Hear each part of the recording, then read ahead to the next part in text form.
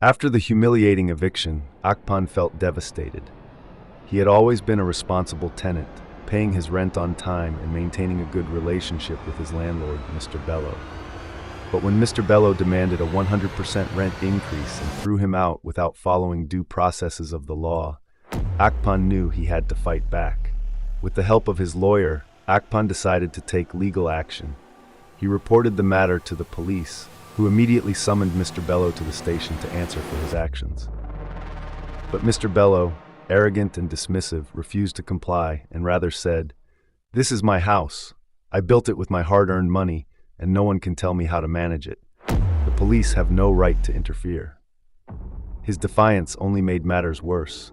The police, determined to uphold the law, arrested Mr. Bello and detained him for further investigation. During the investigation, the boys Mr. Bello had hired to carry out the eviction were also arrested. They confessed to their involvement, revealing how Mr. Bello had paid them to throw Akpan's belongings out of the apartment. After a thorough investigation, the police established a strong case against Mr. Bello and his accomplices.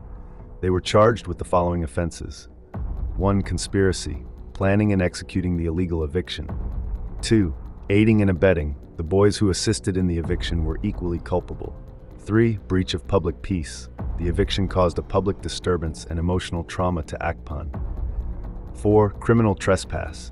Forcibly entering Akpan's rented property without his consent. The case was taken to court.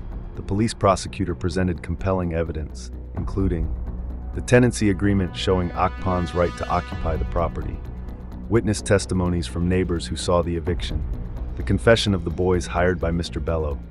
Mr. Bello, now realizing the gravity of his actions, tried to defend himself by claiming he was within his rights as a landlord. However, the judge dismissed his argument, stating that no one is above the law. The judgment. The court found Mr. Bello and his accomplices guilty of all charges. The judge emphasized that landlords must follow due process and cannot take the law into their own hands. Sentencing. Mr. Bello was sentenced to 6 months in prison for his unlawful act. The boys hired by Mr. Bello received 3 months in prison each for their role in the crime. Thank you for following this story. Kindly share and subscribe for more.